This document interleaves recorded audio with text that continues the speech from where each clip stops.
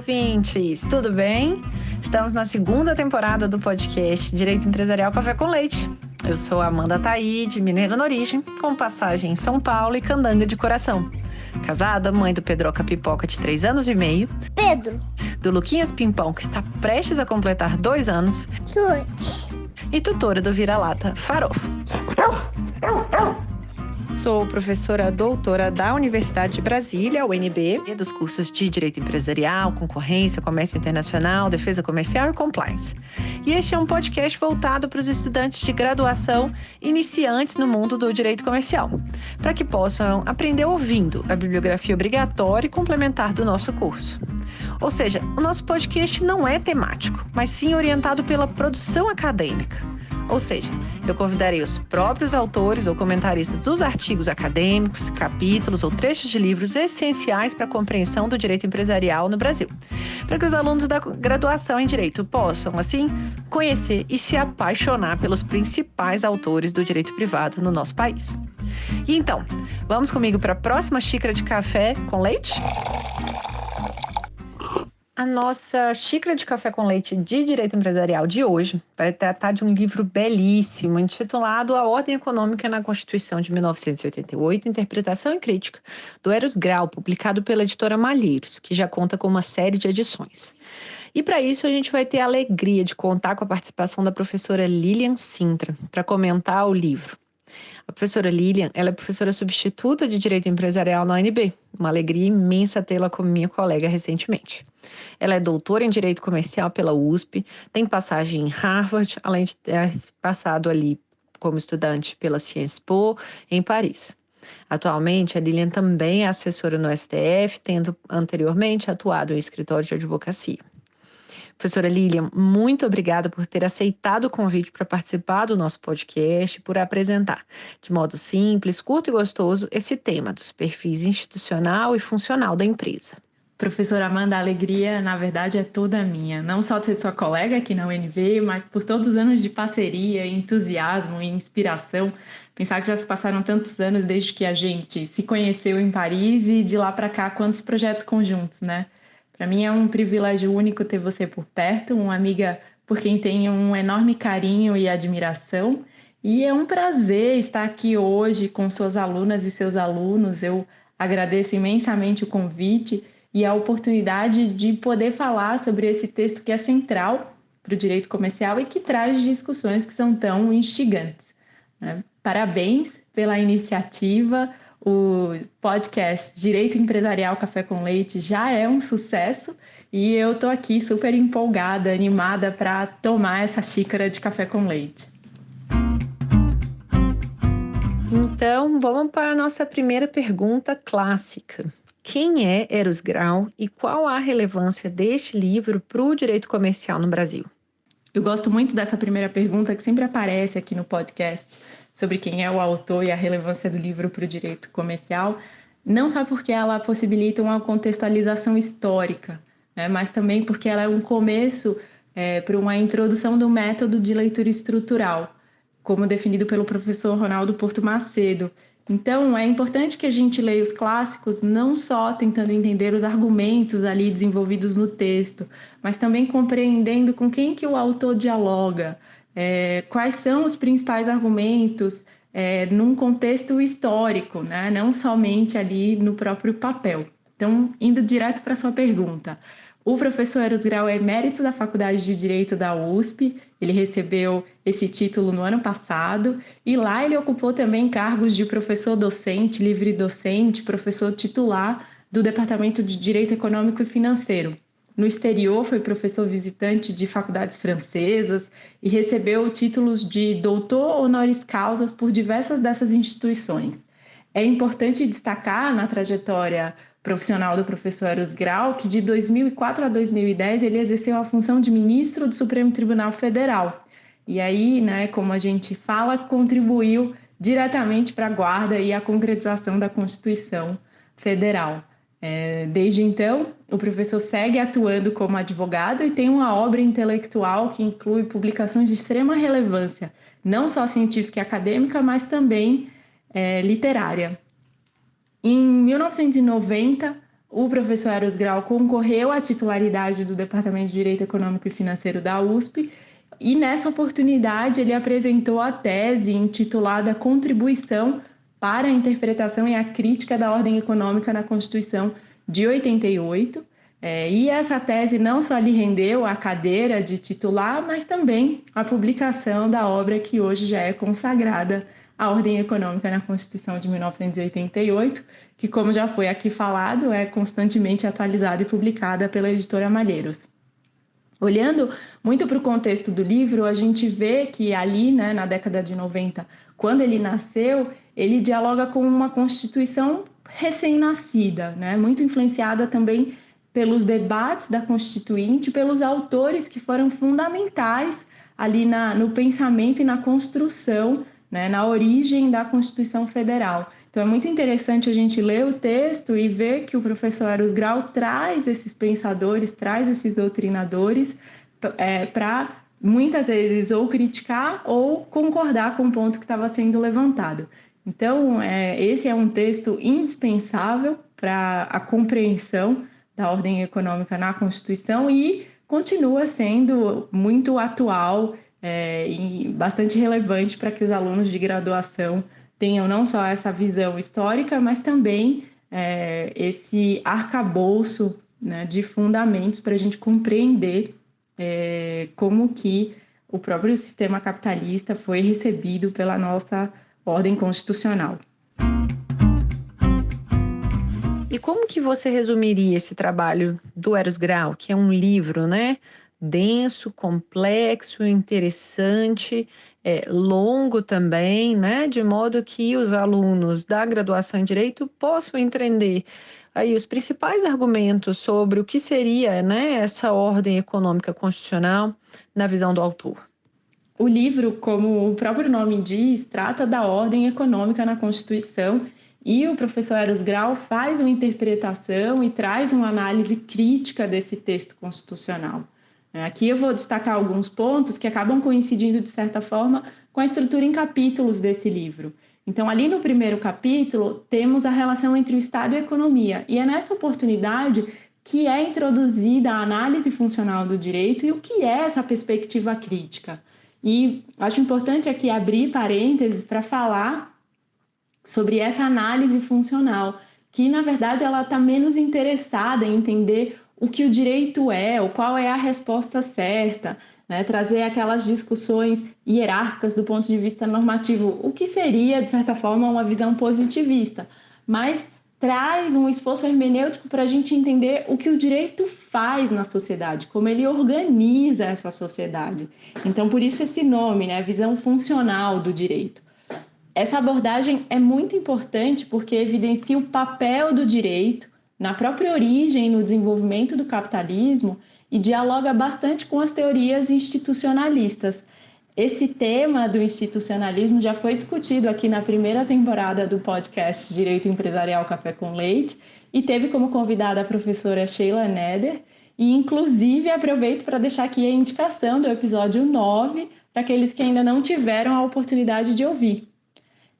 Passando para um segundo ponto, o professor Eros Grau traz o conceito de ordem econômica e é interessante que ele faz uma classificação da ordem econômica no mundo do ser, que aí seria mais equiparável à própria economia e à forma como ela se organiza na sociedade, e o do dever ser, que é o que ele chama, né, é o que ele se refere de uma parcela da ordem jurídica. Né? Então, a ordem econômica ela não é só a forma ali como ela existe na própria sociedade, mas também como ela deve existir, as regras por trás do seu próprio funcionamento. E aqui, por isso, essa relevância de uma visão funcional do direito. Né? Não é aquele direito distante da realidade, o que eu sempre brinco nas minhas aulas, né? Aquele direito que parece existir no vácuo. E aqui é muito interessante isso, e está também bastante relacionado ao capítulo 3, em que ele traz o direito econômico como método e como ramo do direito. E aí, o direito econômico como método vem muito relacionado a pensar o direito também na sociedade, né? Compreendendo que a realidade jurídica não se resume ao direito formal. E aí, de novo, aquela ideia aqui do vácuo, né? E aí, com relação à questão do próprio ramo do direito econômico, o professor Eros Grau se utiliza da concepção do professor Fábio Conder Comparato, no seu texto clássico, o indispensável direito econômico, e traz o direito econômico como um ramo que cuida de conjuntos e técnicas jurídicas, um conjunto de técnicas jurídicas de que lança mão o Estado para realizar a sua própria política econômica. Então, aqui, o que hoje está bastante na moda, o direito e a economia política, já estava ali bastante imbricado nessas ideias e nessas discussões da época do surgimento da Constituição de 88. O capítulo 4 do livro traz uma parte bastante densa e teórica da interpretação dos princípios e da Constituição, e aqui o professor Eros Grau traz a observação de grandes autores constitucionalistas, como o Dworkin, o Cano Ottílio, o José Afonso da Silva, e acaba sendo uma parte do texto que se dedica bastante a essa interpretação constitucional. E ela é muito importante porque ela é uma preparação para o capítulo 5º, quando a gente vai diretamente, né, para a interpretação e a crítica da ordem econômica na Constituição de 88. E aí, em linhas muito gerais, o professor Eros Grau chega a algumas conclusões, e aqui eu vou tentar destacar as que acabam sendo mais importantes para o direito comercial.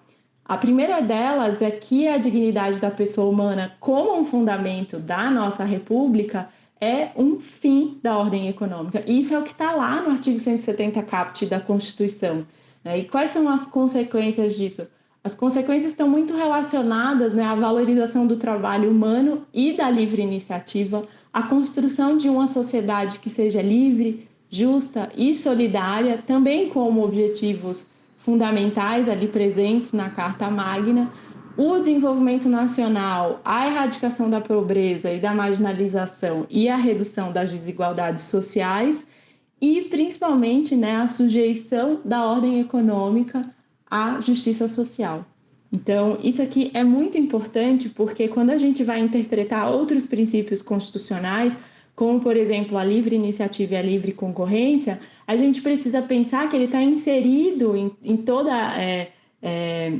eles estão inseridos nessa ordem econômica que atendem, né, que estão sujeitos a esse valor da justiça social. Então, a gente precisa sempre entender que existe ali um valor de uma redistribuição, né?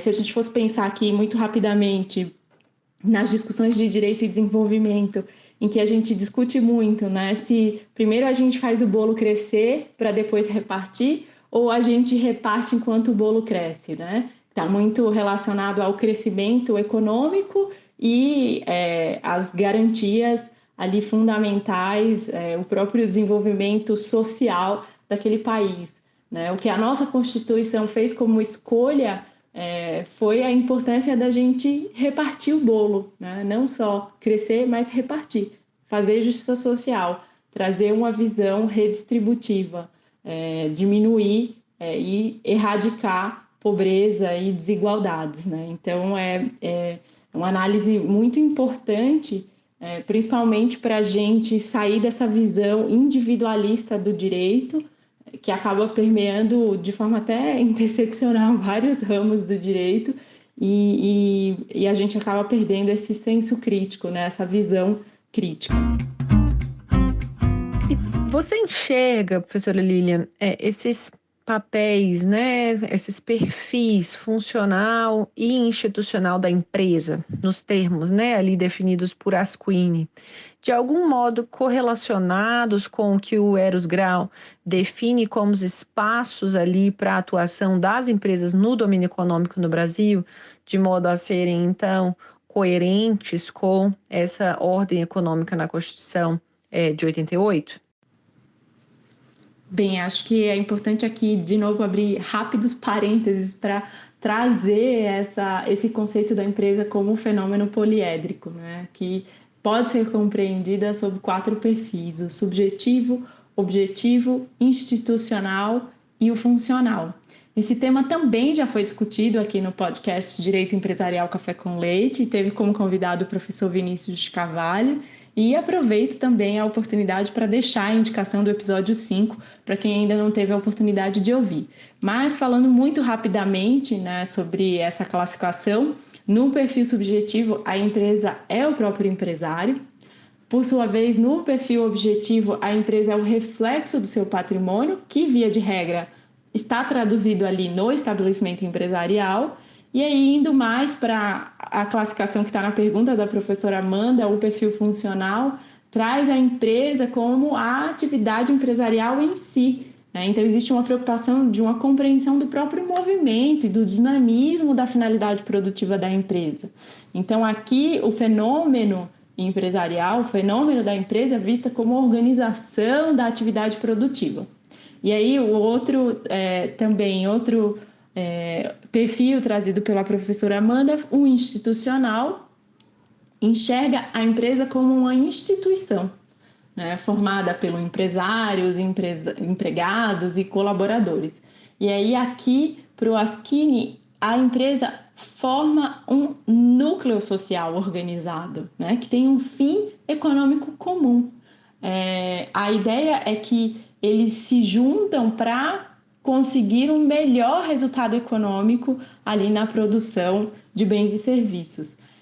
Esse perfil ele se conecta muito com, por exemplo, os conceitos de governança corporativa, em que se discute os interesses dos multi-stakeholders em contraposição aos interesses exclusivos dos sócios, ou também, né, como denominado no inglês, os stakeholders. E também se conecta com essa visão de uma função social da empresa. Então, é aqui nesse ponto que a gente vê uma conexão mais próxima com o texto do professor Eros Grau. E aí acho importante também destacar que o que a gente falou até aqui do livro do professor Eros Grau é sobre uma visão funcional do direito. E nos perfis funcional e institucional do Aschini, a gente tem essa visão mais ampla, essa visão do como o direito organiza a sociedade, como ele se comporta na própria sociedade e se afasta daquela visão mais formalista que a gente poderia, inclusive, falar que estão presentes nos primeiros perfis, o subjetivo e o objetivo. Mas importante aqui para a nossa aula de hoje também que o trecho do livro do professor Eros Grau que a gente leu para discutir, ele se inicia com a discussão sobre a dignidade da pessoa humana como um fim da ordem econômica e acaba passando por vários outros princípios analisados sob essa ótica.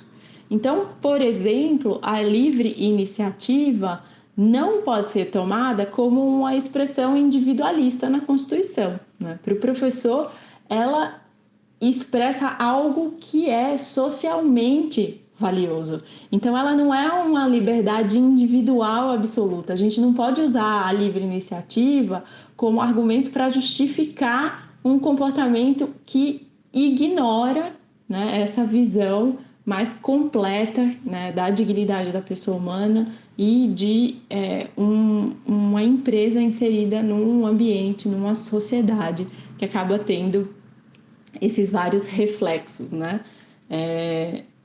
Um outro princípio trazido no texto é a livre concorrência, que está ali muito presente no direito concorrencial e na repressão às infrações à ordem econômica, e é importante a gente ler a livre concorrência não como um livre mercado, a mão livre do mercado, em um ambiente completamente desregulado, né? Muito pelo contrário, a gente entender como é importante a gente pensar a livre concorrência, a concorrência no mercado, do ponto de vista do mercado. Então, para quem é do concorrencial, é sempre falado, né?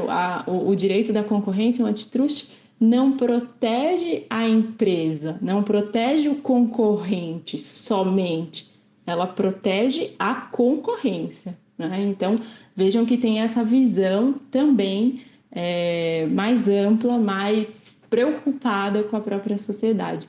E aí, a função social da empresa também é um tema tratado no texto e traz esse tema que é bastante importante, muito complexo, de como que existe um exercício da propriedade que é algo individual e que a gente tende a entender de uma forma individual dentro de um contexto de uma justiça social.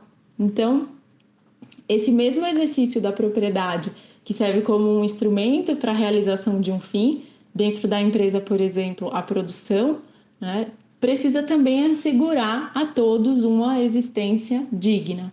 Então, é importante, quando a gente olha para o princípio da função social da propriedade, entender que existe também a função social da empresa, que se firma ali na evolução do direito comercial, em que a gente entende a empresa como uma geradora de riqueza e um fator de progresso social, né? Então, ela não é a mera propriedade dos sócios do ponto de vista individual, ali sujeita aos interesses egoísticos somente dos credores e sócios.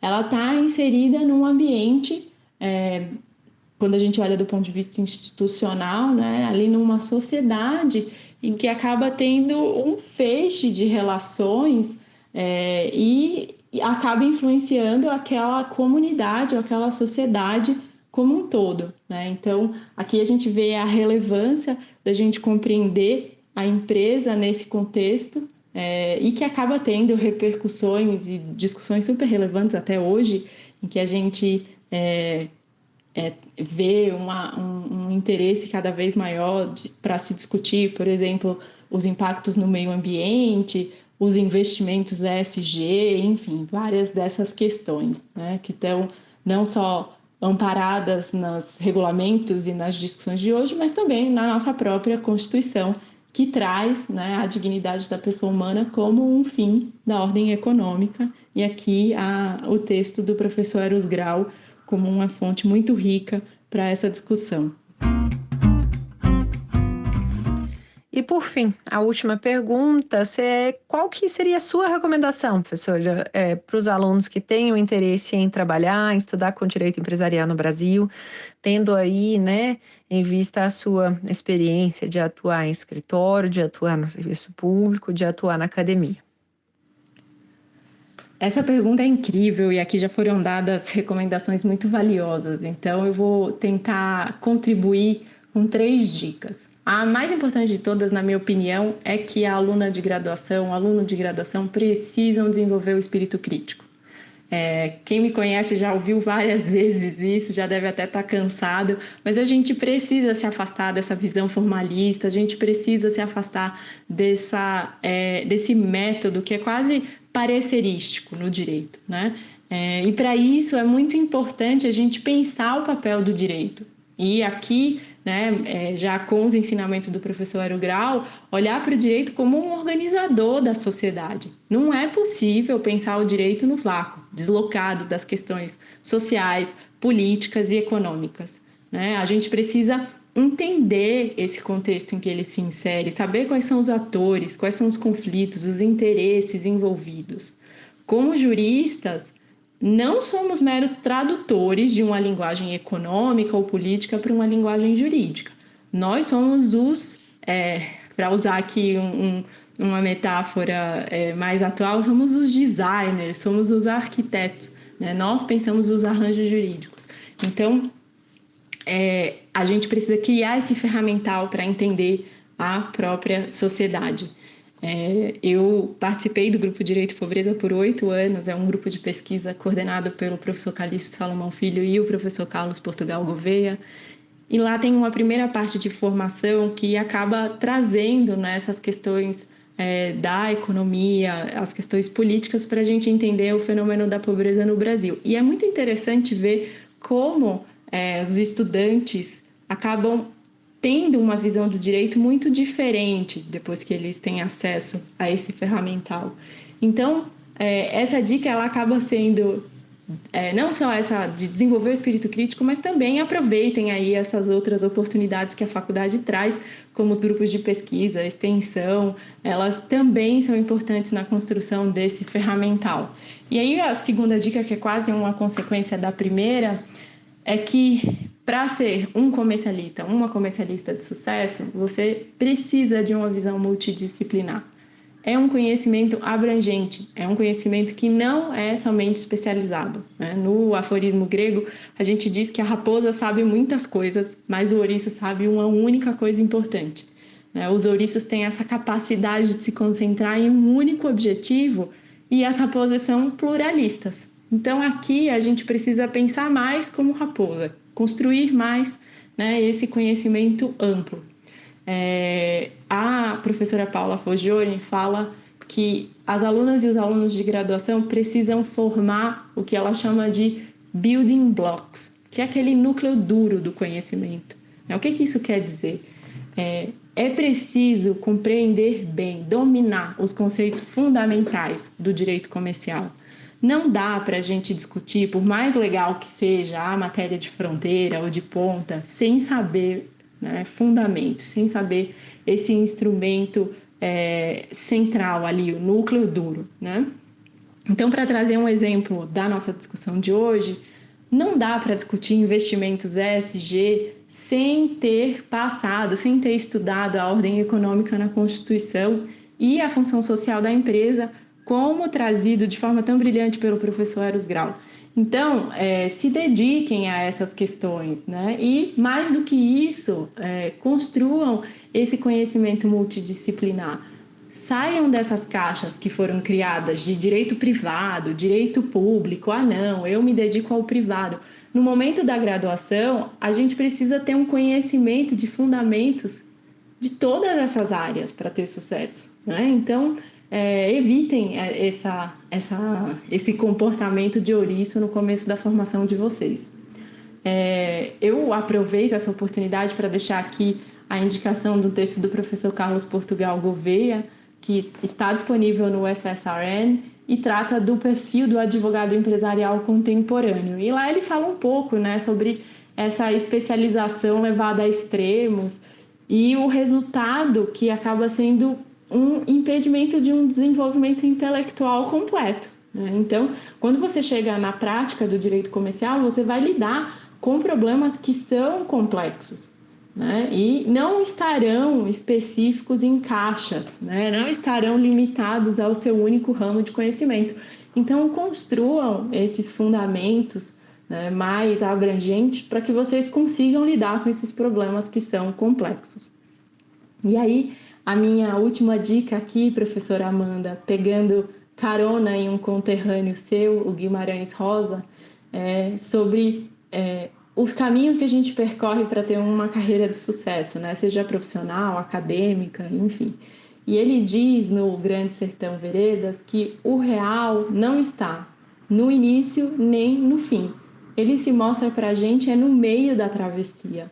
Então, aproveitem a travessia de vocês, estudem, se dediquem e com certeza o resultado vai ser positivo, né? É difícil quando alunas e alunos perguntam: como que eu faço para, desde o começo da minha carreira, me organizar para conseguir fazer doutorado, estudar fora do Brasil?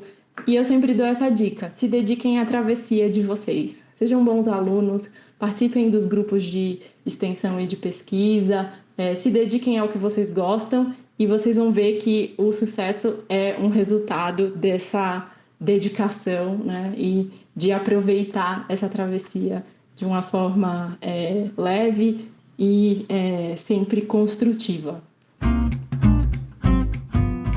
E uma pergunta final, uma pergunta nova dessa segunda temporada.